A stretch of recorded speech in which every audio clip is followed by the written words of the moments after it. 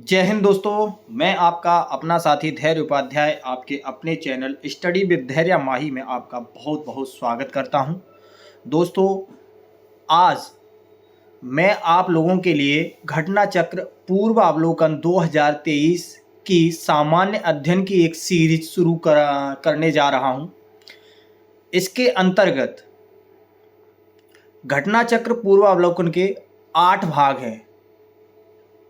इसके अलग अलग 8 भाग हैं, यानी 8 किताबें अलग अलग डिवाइडेशन में हैं,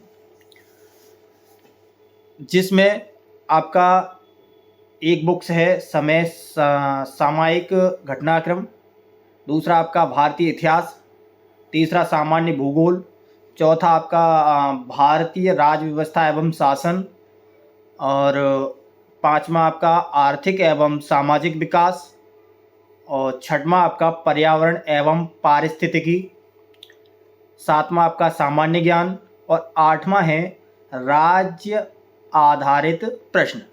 तो दोस्तों, इसमें से 2 भागों की सीरीज अलग अलग शुरू कर दी गई हैं, जिसमें भारतीय राज्य व्यवस्था एवं शासन की सीरीज शुरू हो चुकी है, जिसे आपकी माही उपाध्याय मैम पढ़ा रही हैं, और दूसरी सीरीज मैंने जो शुरू की है पर्यावरण एवं पारिस्थितिकी, जिसे मैं खुद पढ़ाने जा रहा हूं। तो बिना समय गवाए इसे शुरू करते हैं। दोस्तों, अगर आपको कोई भी टॉपिक नहीं समझ में आ रहा हो तो आप कमेंट करिएगा, मैं आपको पुनः उस टॉपिक पर दोबारा वीडियो रिकॉर्ड करके डालूँगा।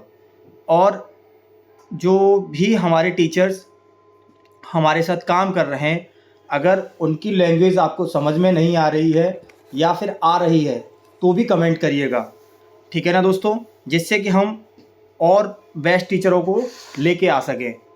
चलिए दोस्तों, बिना समय गवाए वीडियो को स्टार्ट करते हैं। इसमें दोस्तों, जैसा कि आपको पता ही होगा, इसमें सॉल्व क्वेश्चंस भी हैं आपके। इन्हें मैं विधिवत तरीके से आपको बताऊंगा, पढ़ाऊंगा। अगर कहीं कोई दिक्कत होती है तो आप बताइए। देखिए दोस्तों, इसमें ये आपके 8 भाग पूरे दिए गए हैं, है ना। एक सेकेंड, ये इसमें आपके जो 2023 से पहले के जितने भी क्वेश्चंस हैं आपके IAS PCS RO ARO में जो भी क्वेश्चंस आए हैं, उससे रिलेटेड इसमें थ्योरी विद क्वेश्चंस सारी चीज़ें आपको प्रोवाइड कराई जाएंगी, और विधिवत तरीके से अच्छी तरीके से एक सरल भाषा में आपको समझाई जाएंगी, है ना दोस्तों। इसमें आपका पहला जो चैप्टर हम शुरू करने जा रहे हैं वो है पर्यावरण एवं सतत विकास, जो कि आपको हाईलाइट दिख रहा होगा, है ना दोस्तों। चलिए अब चैप्टर की ओर चलते हैं। ओहो, एक सेकंड दोस्तों। पर्यावरण एवं सतत विकास। पर्यावरण एवं सतत विकास में आपका पहला टॉपिक है पर्यावरण, है ना। तो एक शब्द में, अगर हम एक वाक्य में अगर बात खत्म करें तो पर्यावरण क्या होता है? जो हमें चारों तरफ से घेरे हुए है वो क्या है? हमारा पर्यावरण है, ठीक है ना। अब बात करते हैं, इसमें डीपली बताया गया है पर्यावरण के बारे में, तो इसको समझते हैं। आइए। पृथ्वी पर पाए जाने वाले भूमि, जल, वायु, पेड़ पौधे एवं जीव जंतुओं का समूह जो हमारे चारों ओर है। जैसे आपने देखा होगा दोस्तों, हमारे अंदर, हमारे आसपास जो जितनी मतलब भूमि, पेड़ पौधे, जीव जंतु हैं, वो क्या हैं? सब पर्यावरण से रिलेटेड हैं। तो जिनका जो सामूहिक समूह है या रूप है, इसे हम पर्यावरण कह सकते हैं, है ना। तो पृथ्वी पर पाए जाने वाले भूमि, जल, वायु, पेड़ पौधों एवं जीव जंतुओं का समूह जो हमारे चारों ओर है, सामूहिक रूप में पर्यावरण कहलाता है। पर्यावरण के ये अजैविक और जैविक संगठक आपस में अंतःक्रिया भी करते हैं। यह संपूर्ण प्रक्रिया एक तंत्र के रूप में संचालित होती है जिसे पारिस्थितिकी तंत्र कहते हैं। अब आपसे कोई पूछ लेता है कि बताइए पारिस्थितिकी तंत्र क्या होता है, तो आप क्या बताएंगे उसमें? जो भी हमारे जीवन में या पर्यावरण में अजैविक और जैविक संगठक आपस में अंतःक्रिया करके या प्रक्रिया करके एक संपूर्ण प्रक्रिया, एक तंत्र का जो रूप लेते हैं उसे हम पारिस्थितिकी तंत्र कहते हैं। ठीक है ना दोस्तों। पर्यावरण संरक्षण अधिनियम 1986 के अनुसार यानी 1986 के अनुसार पर्यावरण किसी जीव के चारों तरफ से घिरे भौतिक एवं जैविक दशाएं और उनके साथ अंतःक्रिया को सम्मिलित करता है। अब आपसे पूछेगा एक क्वेश्चन यहाँ से ये भी पुटअप होता है कि बताइए जो हमारा संरक्षण अधिनियम 1986 है इसके अनुसार क्या होता है? तो आप बता सकते हो कि पर्यावरण किसी जीव के चारों तरफ से घिरे भौतिक एवं जैविक दशाओं और उनके साथ अंतःक्रिया को ये सम्मिलित करता है। ठीक है ना। तथापि के पर्यावरण शब्दों पर और आवरण शब्दों को जोड़ने पर पर्यावरण शब्द की उत्पत्ति हुई। अतः पर्यावरण का शाब्दिक अर्थ जो आवरण हमें चारों ओर से घेरे हुए है उसे हम पर्यावरण कहते हैं। अगर दोस्तों कहीं पे भी कोई दिक्कत हो तो कमेंट कर सकते हैं। देखिए पर्यावरण और उसकी अंतःक्रियाएं इसमें दर्शाई गई हैं। जैसे एक पर्यावरण है, अब पर्यावरण किस किस से रिलेटेड है? आपका जलमंडल से भी है, स्थल मंडल से भी है, वायुमंडल से भी है और जैव मंडल से भी है। अब स्थल मंडल में आपका क्या क्या आता है? अगर जैसे कुछ स्टूडेंट्स होंगे वो कह रहे होंगे स्थल मंडल क्या होता है या इसमें क्या क्या चीज़ें आती हैं या इससे क्या क्या चीज़ें जुड़ी हुई हैं, तो आपका जो पर्वत है, मैदान है और मरुस्थल है वो क्या है? स्थल मंडल। स्थल मंडल यानी जो भी हमारी भूमि से रिलेटेड है ना। अब वायुमंडल, वायुमंडल में हमारे एक तरीके से दो परतों के इसमें नाम दिए गए हैं, क्षोभ मंडल और समताप मंडल, है ना। जिसे इंग्लिश में आप बोल सकते हो ट्रोपोस्फियर और स्ट्रेटोस्फियर, है ना। अब जैव मंडल, जैव मंडल में आपका क्या आता है? जैव मंडल में आपको पता है आपके पेड़ पौधे जीव जंतु ये आपके हो गए, है ना। जल मंडल, जल मंडल में भी दोस्तों आप लोगों को पता है कि जैसे आपका हिमनद हो गया, झील हो गई, नदी हो गई, सागर हो गया, ये आपका क्या है? जल मंडल है। ठीक है ना। अब आपका आगे चलते हैं। पर्यावरण एक अविभाज्य समष्टि है तथा जैविक एवं अजैविक तत्वों वाले पारस्परिक क्रियाशील तंत्रों से इसकी रचना होती है ना। अब पूछा जाए कि पर्यावरण की रचना किन तंत्रों से होती है, तो आप बता सकते हो जैविक एवं अजैविक तत्वों वाले पारस्परिक क्रियाशील तंत्रों से इसकी रचना होती है। ठीक है ना। नहीं, अब एक क्वेश्चन ये भी होता है कि ये बताइए पर्यावरण के 3 संघटक कौन कौन से हैं। तो इसके 3 संघटक अब इसमें दिया है, पर्यावरण के 3 संघटक। तो देखिए आपका भौतिक एवं भौतिक या अजैविक, बात एक ही है ना। नंबर 2 जैविक, नंबर 3 सांस्कृतिक। अब बच्चों के मन में विचार आ रहा होगा कि ये भौतिक क्या होता है, तो जो आपका स्थल वायु जल आदि जो भी होते हैं वो क्या किस में आते हैं? आपके भौतिक या अजैविक संगठन में आते हैं। जैविक संगठक आपके क्या होता है? पादप जंतु तथा सूक्ष्म जीव इसमें आते हैं। ठीक है ना। सांस्कृतिक संगठक क्या होता है? जो मानव निर्मित गतिविधियां होती हैं, ठीक है, जैसे उनका व्यवहार बोलचाल, ठीक है, या उनके सांस्कृतिक कार्य जो भी होते हैं, ठीक है। तो इसमें आपको बताएगा सांस्कृतिक पर्यावरण के अंतर्गत धर्म, नैतिकता, प्रथाएं, लोकाचार, विधि, व्यवहार, प्रतिमान आदि शामिल होते हैं। ठीक है। अतः पर्यावरण कई संगठकों से निर्मित एक संरचना है। यह सभी जैविक और अजैविक अवयवों का मिश्रण है। ठीक है ना। पर्यावरण कई संगठनों का क्या है, निर्मित एक संरचना है। यह जैविक अजैविक अवयवों का एक सम्मिश्रण है, जो कि मैंने बता दिया आपको, जो जीवों को चारों ओर से प्रभावित करता है। पर्यावरण में कुछ कारक संसाधन के रूप में कार्य करते हैं तथा कुछ कारक नियंत्रक के रूप में कार्य करते हैं, है ना।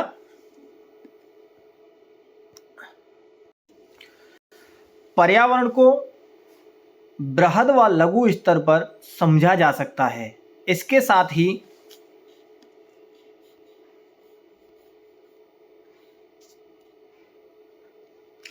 क्षेत्रीय तथा भूमंडलीय स्तर पर भी पर्यावरण की भिन्नताएं पाई जाती हैं। ठीक है ना दोस्तों, जैसा कि आपको दिख रहा है ये पर्यावरण, ठीक है। अब अगर पर्यावरण के, एक सेकेंड, कुछ चीजें,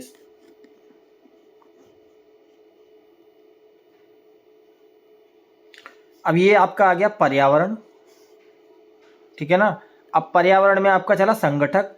संगठक में आपका संगठक कितने होते हैं, आपके 3 होते हैं, भौतिक, जैविक और सांस्कृतिक। सांस्कृतिक में यानी जो मानव की जो भी गतिविधियां हैं वो आ जाती हैं।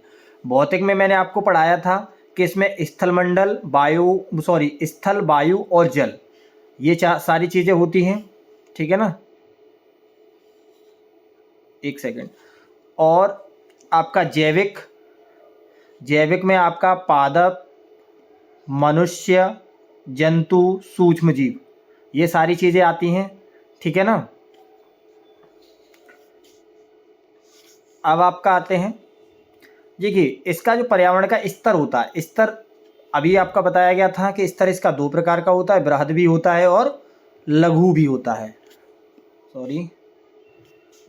इसका स्तर बृहद भी होता है और लघु भी होता है, ठीक है। अब बृहद में आपका जो वृक्षों का पर्यावरण होता है, जो वृक्ष पर्यावरण, वृक्षों का जो पर्यावरण है या वृक्ष का पर्यावरण, वो बृहद होता है, लंबे समय तक चलता है ना। और जीवाणु एवं पर्यावरण, जो जीवाणुओं का वो है पर्यावरण, वो क्या है कि सूक्ष्म होता है। जैसे आपने देखा होगा पेड़ पौधों का जीवन काल लंबे समय तक रहता है, जीव जंतुओं का पर्याप्त समय तक रहता है, तो वो छोटा होता है, ठीक है ना। अब पर्यावरण के कारक की बात करें तो इसके कारक क्या क्या हैं। इसके कारक संसाधन के रूप में हैं और नियंत्रण के रूप में भी हैं, ठीक है। यानी कुछ इसकी मदद करते हैं, कुछ इसकी रोकथाम भी करते हैं। इसकी जो भिन्नता है, भिन्नता में जो कारण है वो क्या है, जलवायु में परिवर्तन भी होता है, मृदा के प्रकार भी हैं और स्थलाकृति में अंतर भी है, ठीक है ना दोस्तों। अब आपसे हम इससे रिलेटेड क्वेश्चनों पर चर्चा करेंगे जो कि हमारी परीक्षाओं में आए हुए हैं, ठीक है ना। अब आपके क्वेश्चंस पे बात करते हैं। देखिए पर्यावरण से अभिप्राय है। अब इसके आपके 4 ऑप्शन दिए गए हैं। भूमि, जल, वायु, पौधों एवं पशुओं की प्राकृतिक दुनिया जो इनके चारों ओर अस्तित्व में है, ठीक है। इसका बी ऑप्शन है उन संपूर्ण दशाओं का योग जो व्यक्ति को एक समय बिंदु पर घेरे हुए होती है। आपका तीसरा सी ऑप्शन है इसका, भौतिक, जैविक एवं सांस्कृतिक तत्वों की अंतः क्रियात्मक व्यवस्था को अंतः संबंधित होते हैं, या फिर उपयुक्त सभी। तो दोस्तों पर्यावरण में आपने देखा होगा ये सभी चीज़ें उपलब्ध होती हैं। तो इसी के साथ ही आपका जो इस प्रश्न का आंसर है वो उपयुक्त सभी है, यानी इसका ऑब्जेक्ट जो डी है वो बिल्कुल सही है। चलिए नेक्स्ट क्वेश्चन की ओर चलते हैं। ये क्वेश्चन आपका पता है यूपी पीसीएस प्री 2006 में पूछा गया है, ठीक है। अगर इनकी क्वेश्चन की डिटेल पे चर्चा करें तो ये मैंने आपको सारी चीज़ें पढ़ा दी गई हैं, आप देख भी सकते हैं। आंसर में बताया गया है पृथ्वी पर पाए जाने वाले भूमि, जल, वायु, पेड़ पौधों एवं जीव जंतुओं का समूह जो हमारे चारों ओर है, ठीक है, सामूहिक रूप में पर्यावरण कहलाता है। पर्यावरण के ये अजैविक और जैविक संगठक आपस में अंतःक्रिया भी करते हैं। यह संपूर्ण प्रक्रिया एक तंत्र के रूप में संचालित होती है जिसे पारिस्थितिक तंत्र के रूप में परिभाषित किया जाता है। पर्यावरण संरक्षण अधिनियम 1986 के अनुसार पर्यावरण किसी जीव के चारों तरफ से घिरे भौतिक एवं जैविक दशाओं और उनके साथ अंतःक्रियाओं को सम्मिलित करता है। ठीक है, देखा आपकी जो सारी चीज़ें इसमें आ गई, इसलिए इसका ऑप्शन डी हमारा सही था। अब नेक्स्ट क्वेश्चन पर बात करते हैं। क्वेश्चन नंबर आपका 2 है।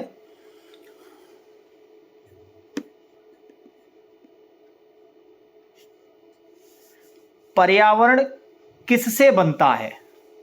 ठीक है, जीवीय घटकों से, अजैविक घटकों से या भू आकृतीय घटकों से? बताइए।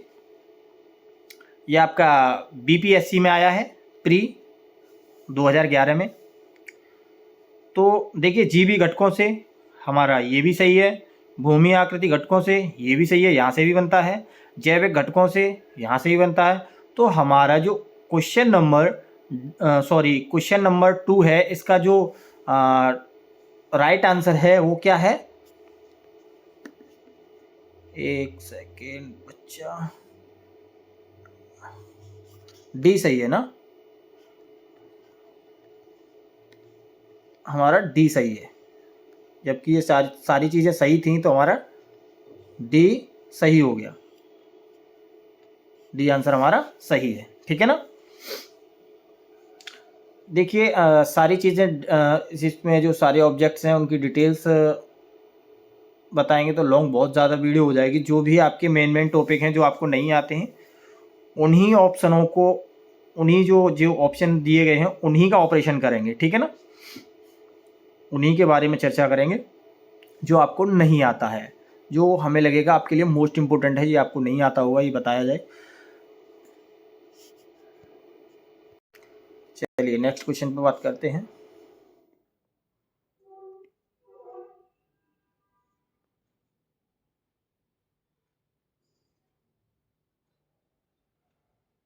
इसका आंसर छिपा दिया जाए। ये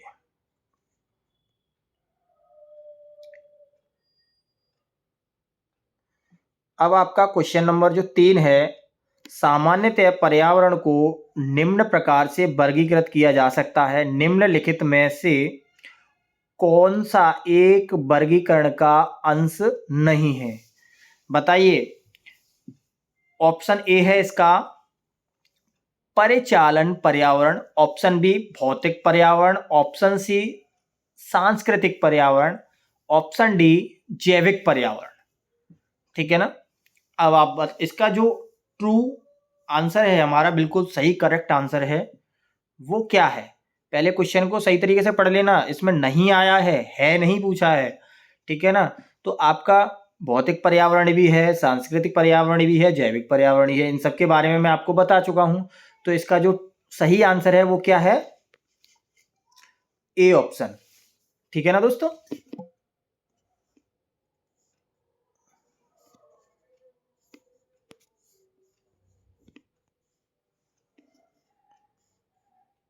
चलिए,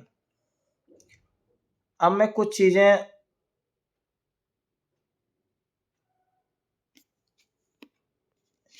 इसकी डिटेल्स में बता दूं। सामान्यतः पर्यावरण को भौतिक पर्यावरण यानी फिजिकल एनवायरनमेंट, सांस्कृतिक पर्यावरण यानी कल्चरल एनवायरनमेंट एवं जैविक पर्यावरण बायोलॉजिकल एनवायरनमेंट में वर्गीकृत किया जा सकता है। भौतिक पर्यावरण के अंतर्गत भू आकृतियां, जलाशय, जलवायु, मृदा, चट्टानें, खनिज आदि आते हैं। और सांस्कृतिक पर्यावरण के अंतर्गत मानव निर्मित गतिविधियां तथा धर्म, नैतिकता, प्रथाएं, लोकाचार, विधि, व्यवहार, प्रतिमान आदि गतिविधियां शामिल होती हैं। जबकि जैविक पर्यावरण के अंतर्गत वनस्पतियां, जंतु, मानव सहित तथा सूक्ष्म जीव भी शामिल होते हैं। इसे मैं आपको डीपली पहले ही बता चुका था, जो इसमें 3 संघटक के बारे में बात की गई थी, है ना? चलिए, अब आपका नेक्स्ट टॉपिक है धारणीय विकास या सतत विकास। ठीक है ना? चलिए, धारणीय विकास की वह अवधारणा जिसके जिसके तहत या जिसके अंतर्गत वर्तमान की आवश्यकताओं के साथ साथ भविष्य की आवश्यकताओं को ध्यान में रखा जाता है, वो क्या होता है, हमारा धारणीय विकास होता है। ठीक है, अब कोई आपसे पूछ लेता है कि धारणीय विकास की अवधारणा के अंतर्गत क्या होता है, तो आप बोलेंगे इसके तहत वर्तमान की आवश्यकताओं के साथ साथ भविष्य की आवश्यकताओं को भी ध्यान में रखा जाता है। जैसे कि मान लीजिए अभी ये वर्तमान में क्या है कि हमारा जो खाना पीना है इसे हम इसी प्रकार का रखेंगे, रखते हैं, और फिर आगे की बारे में भी हम सोचें कि अरे हमें जैसा अभी खा पी रहे हैं या जैसा अभी शौक कर रहे हैं वो हमारे आगे भी रहेंगे, उनके बारे में सोचते हैं। तो उन ज़रूरतों के बारे में बताया गया है कि जो भी हमारी ज़रूरतें हैं वो वर्तमान और भविष्य की आवश्यकताएं, बिल्कुल इनके बारे में हमें ध्यान रखना चाहिए। ठीक है ना, तो वो क्या है, धारणीय विकास, यानी ये हमारी धारणा है। ठीक है ना। अब धारणीय विकास प्राकृतिक संसाधनों के उपयोग के संदर्भ में अंतर पीढ़ीगत संवेदनशील का विषय है ना। अब ये बताइए धारणीय विकास किसका विषय है, तो एक अंतर पीढ़ीगत संवेदनशीलता का विषय है। धारणीय विकास का मुख्य उद्देश्य, ये पूछ लेगा आपसे कि धारणीय विकास का मुख्य उद्देश्य क्या है, तो धारणीय विकास का मुख्य उद्देश्य पृथ्वी के प्राकृतिक संसाधनों का न्याय संगत उपयोग, जो भी हमारा नियम कानून कहता है उसके संगत उसी के तरीके से हमें उपयोग करना है, तथा संरक्षण तथा उचित प्रबंध करना है। ध्यातव्य है कि इस शब्द की व्याख्या वर्ष 1987 यानी 1987 में world commission of environment and development, यानी इसे हम बोल सकते हैं WCD। इससे आपकी फुल फॉर्म भी कभी कभी पूछ लेता है कि बताइए WCD की फुल फॉर्म क्या है, तो क्या है, world commission of environment and development. ठीक है ना। मैं अपनी रिपोर्ट अवर कमीशन फ्यूचर में की थी। ठीक है, तो अब आप एक चीज और आपसे इसमें से भी एक क्वेश्चंस पूछा जाता है।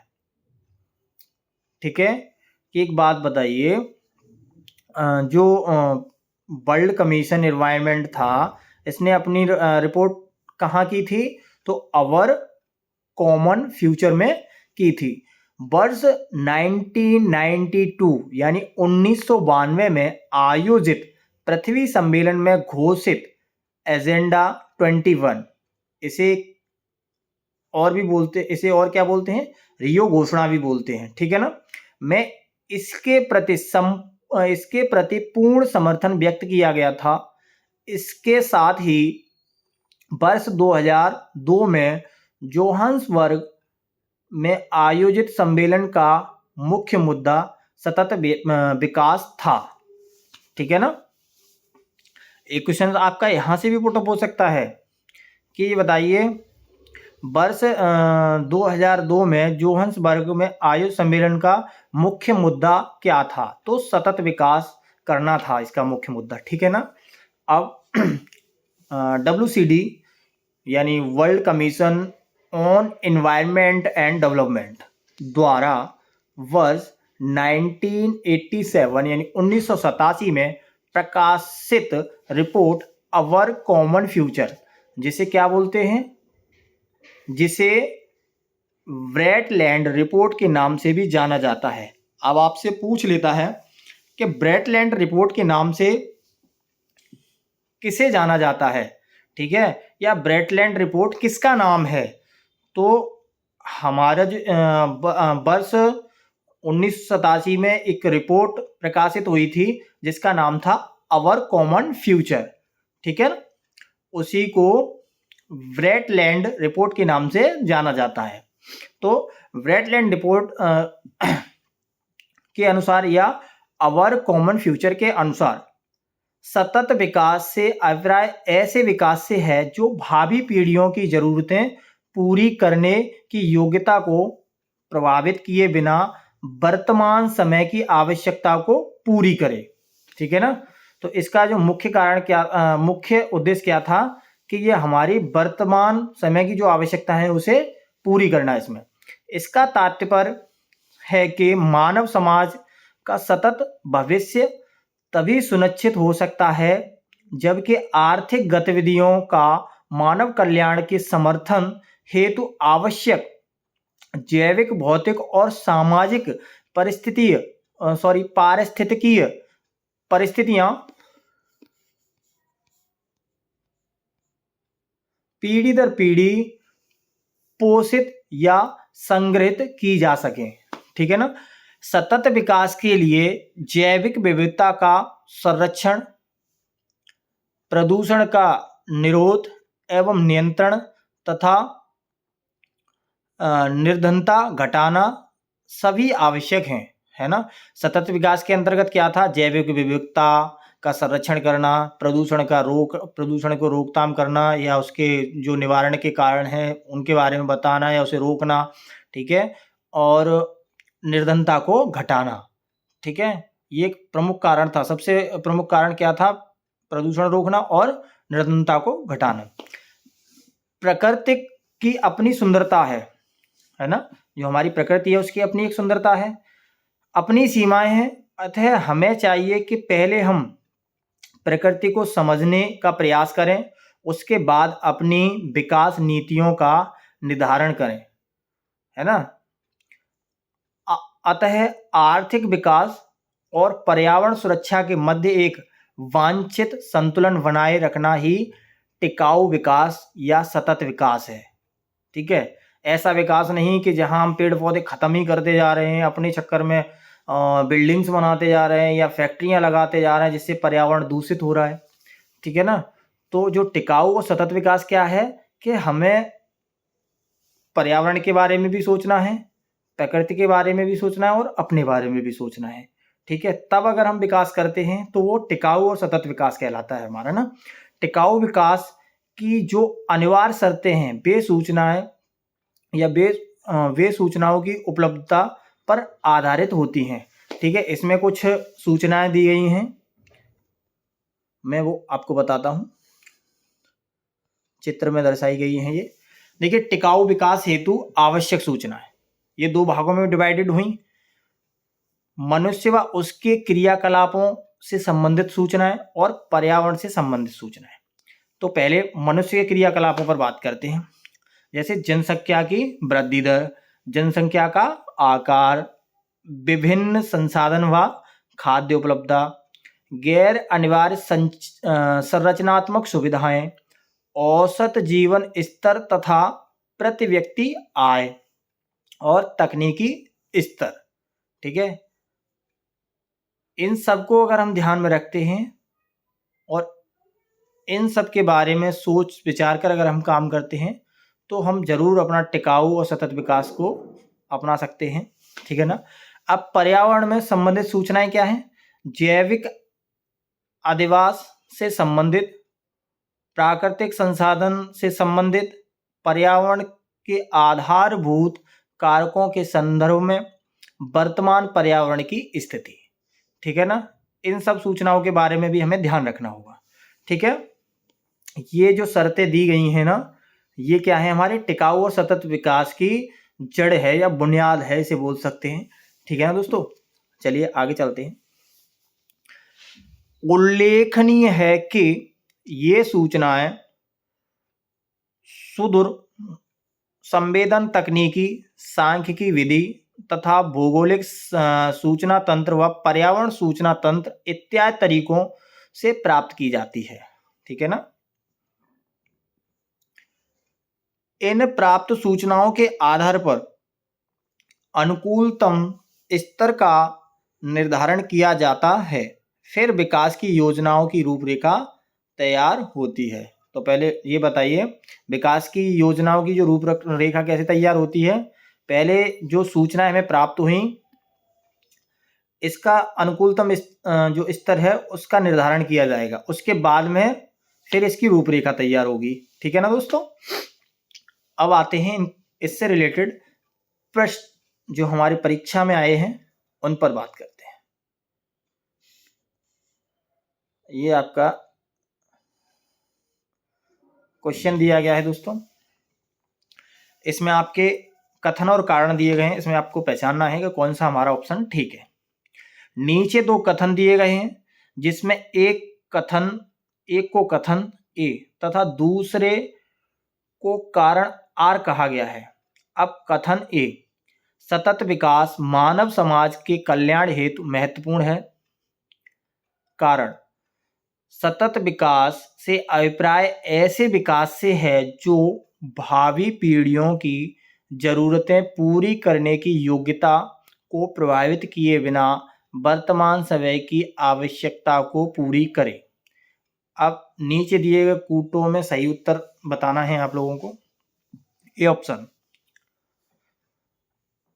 ए तथा आर दोनों सही हैं तथा आर कथन ए कथन की सही व्याख्या है।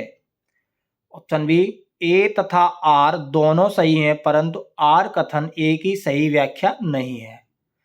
सी ऑप्शन, ए सही है परंतु आर गलत है। डी ऑप्शन, ए गलत है परंतु आर सही है। तो दोस्तों इसका सही ऑप्शन ए है, क्योंकि सतत विकास मानव समाज के कल्याण हेतु महत्वपूर्ण है। ये बात सही है बिल्कुल।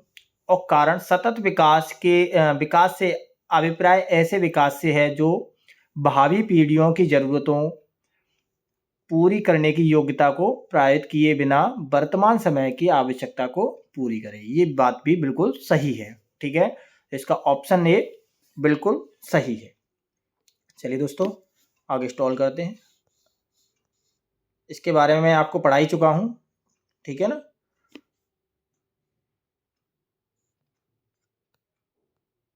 आपका ये क्वेश्चन नंबर 1। इसके बाद आते हैं नेक्स्ट क्वेश्चन पर, क्वेश्चन नंबर 2। ये क्वेश्चन है आपका, वर्ष 1987 में संयुक्त राष्ट्र में पर्यावरण से संबंधित एक प्रतिवेदन की प्रस्तुति उपरांत धारणीय विकास यानी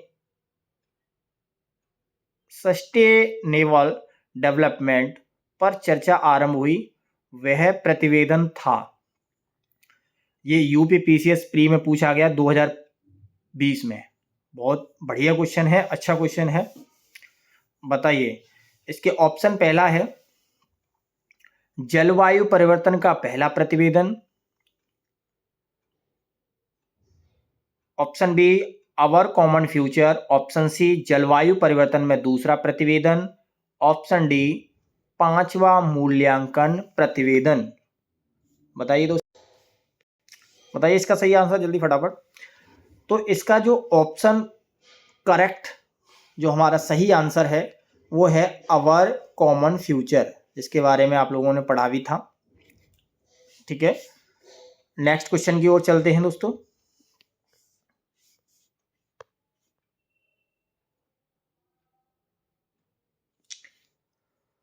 क्वेश्चन नंबर 3, निम्नलिखित घटनाओं को कालानुक्रमिक क्रम में व्यवस्थित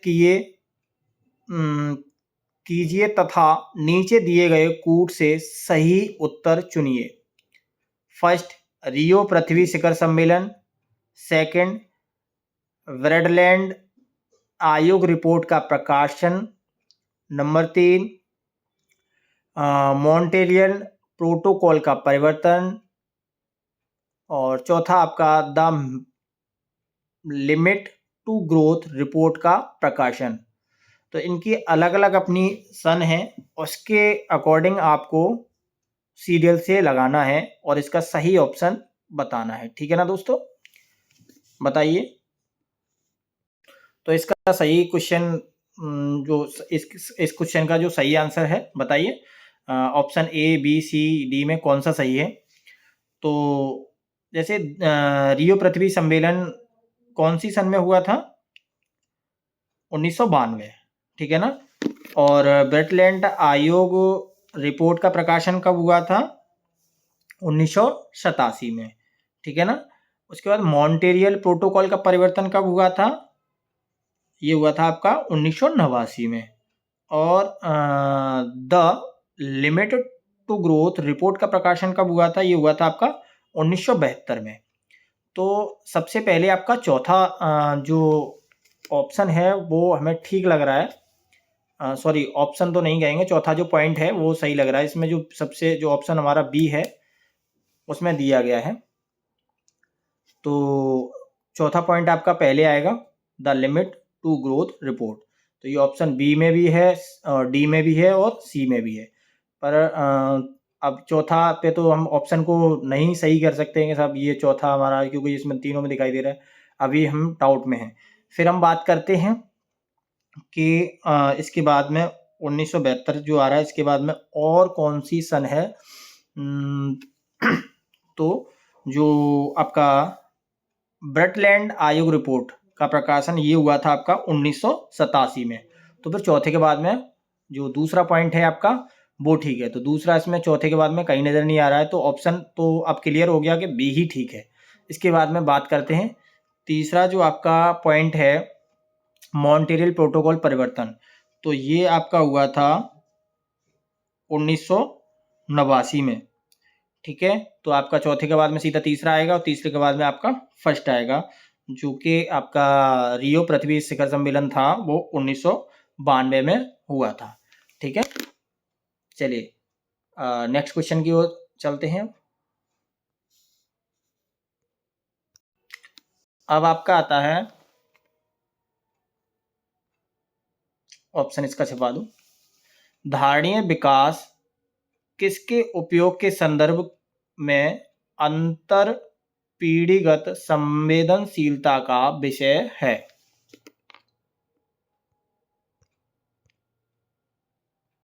बताइए सही आंसर। ऑप्शन ए प्राकृतिक संसाधन, ऑप्शन बी भौतिक संसाधन, ऑप्शन सी औद्योगिक संसाधन, ऑप्शन डी सामाजिक संसाधन। तो सामाजिक संसाधन मैंने बताया था दोस्तों, आपका जो प्राकृतिक संसाधन है वो धारणीय विकास के उपयोग के संदर्भ में अंतर पीढ़ीगत संवेदनशीलता का एक विषय है।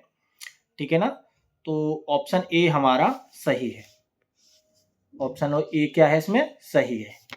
ठीक है, अगर और क्वेश्चंस की डिटेल पढ़ना चाहें तो ये नीचे दी गई है, मैं आपको पढ़ के सुना देता हूँ।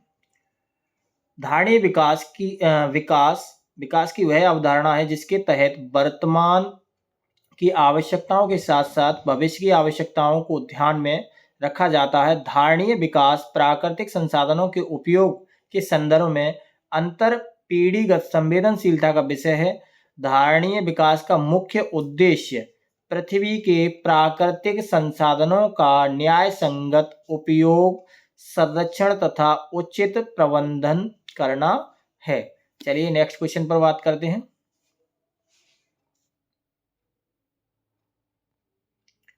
नेक्स्ट क्वेश्चन है आपका, सतत विकास के लिए आवश्यक क्या आवश्यक है? ऑप्शन ए जैविक विविधता का संरक्षण, ऑप्शन बी प्रदूषण का निरोध एवं नियंत्रण, ऑप्शन सी निर्धनता को घटाना, या उपयुक्त सभी। बताइए जल्दी फटाफट आंसर बताइए। तो मैं आप लोगों को ये बता ही चुका था कि इसका ऑप्शन डी बिल्कुल सही है, क्योंकि पहले मैं पढ़ा चुका था, तभी मैंने बता दिया था सतत विकास के लिए जो आवश्यक हमारे तथ्य हैं वो कौन कौन से हैं। जैविक विविधता का संरक्षण भी है, प्रदूषण का निरोध एवं नियंत्रण और निर्धनता को घटाना, ये सारे ऑप्शन हमारे बिल्कुल ठीक है, यानी इसका ऑप्शन डी सही है, उपयुक्त सभी। ठीक है ना, जैसा इसमें दिया है। अब आपका नेक्स्ट टॉपिक है प्रकृति में कार्बन चक्र व जल चक्र। तो इस टॉपिक को दोस्तों मैं कल पढ़ाऊंगा, क्योंकि मेरे गले में थोड़ी प्रॉब्लम हो रही है, तो मैं यहीं क्विट करता हूं, यहीं वीडियो को रोकता हूं। और अगर इसी के साथ मैं आप लोगों से मेरा एक छोटा सा अनुरोध है, अगर मेरी वीडियो पसंद आई हो तो वीडियो को लाइक करें, शेयर करें और कमेंट करें। ज़्यादा से ज़्यादा जो हमारे विद्यार्थी हैं वो अपने भाई बंधु बहन रिश्तेदार सब लोगों को शेयर करें।